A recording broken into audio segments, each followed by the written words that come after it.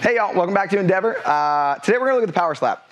I was introduced to this in 2009, at least the first time, from Ryan Hoover down in Charlotte. And it's a preemptive strike, right? So there's an entire disclaimer that comes with preemptive striking. And that disclaimer, in a nutshell, maybe the shorter version of it, right? That disclaimer is, if I have exhausted every option to leave a situation, right? So I have looked for exits, they're blocking my exit, they're in my way, I'm using verbal judo, all that stuff. And I just know, my gut is just telling me that this is gonna get physical, it's gonna get poor. Whenever I've made that judgment call and I can justify the need for force, at least for myself from a protection standpoint, then if there hasn't been a strike yet, I wanna strike first, okay? Being on the receiving end of the initial strike puts us on a downslide, and we don't wanna fight from a negative if at all possible. Negation acknowledged. So, if we get into this, the power slap is really nice because I can do it from our fence posture. My fence posture is here. My hands are up. I'm negotiating. I'm talking. I'm trying to converse and find myself into other positions. I look non-threatening for the most part, right? And so what I'm doing is I'm allowing myself to set up, and I would like to have a strike that matches this posture. And that's where the power slap comes in. So the power slap is essentially an aggressive bitch slap that we're gonna knock somebody out with, is what it's gonna come down to.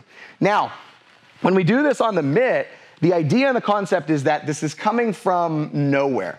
So I'm trying to remove any loading, coiling, anything that can become obvious as striking. This happens oftentimes where we're here, we're puffing up, and we raise our fist back to go ahead and shoot, right? It's a big tell. She sees that coming from a mile away. And sometimes she may need this. So as we get into it, I'm here, I'm relaxed, I'm gonna load, but I'm gonna load while I'm having my conversation. I'm pulling myself slightly off to the side, and you can notice I'm shifting my weight into my strong side. My hands are still open, I'm still having this conversation, and now I can turn my body over quickly in one line, putting the weight behind my arm to make my strike. So if we look at the mechanism of the strike, I'm making a ridge hand, right? I'm roughing out my hand, a little cup of the hand here. I'm flexing through the arm to create a lot of rigidity into it.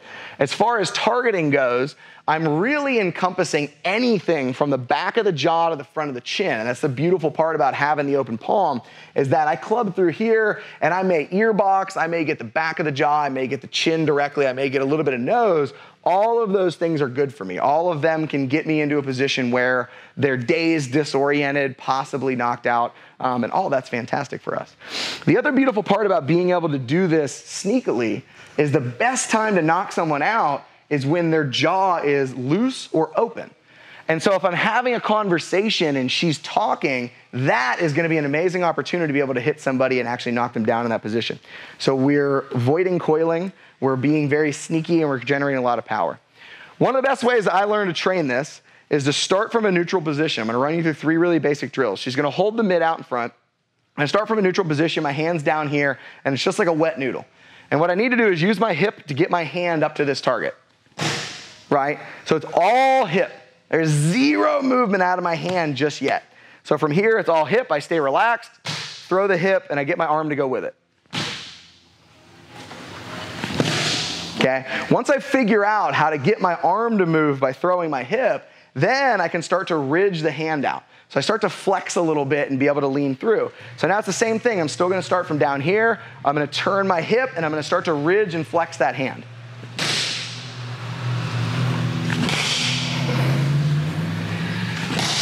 Okay? Now, once I figure that out, now we want to start getting this closer and closer and closer and closer, because I really want to be able to look, hey, look, I'm really sorry, bang, and be able to knock somebody out, right? You go back to the old, 3-inch and 5-inch punches. That's the idea. So I want to work my way to where when I have my hands up, the back of my fingertips are on the pad, and I'm making my movement from here. So now I've had my conversation, my hands are open, I'm leaning into this outside to go ahead and load it, right? I'm talking Italian. From here, hip turns over and strikes nice and quick. So here, relaxed, having a conversation, look, whole body turns through and makes that motion. When I make my club, bang, I come right back to a fighting stance. I may need to strike and load from that position again. More time, I'm here, having my conversation, I go, I lean, it turns back the opposite direction, nice and smooth, body goes ridge hand. Look, you can turn this into a hook. I can be here, right, and actually hit with the hook. I can turn it into a meat of fist.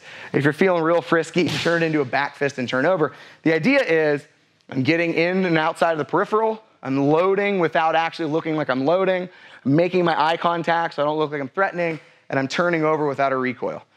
Preemptive striking, perfectly beautiful. Do it knowing that you've exhausted all opportunities to leave that fight without violence.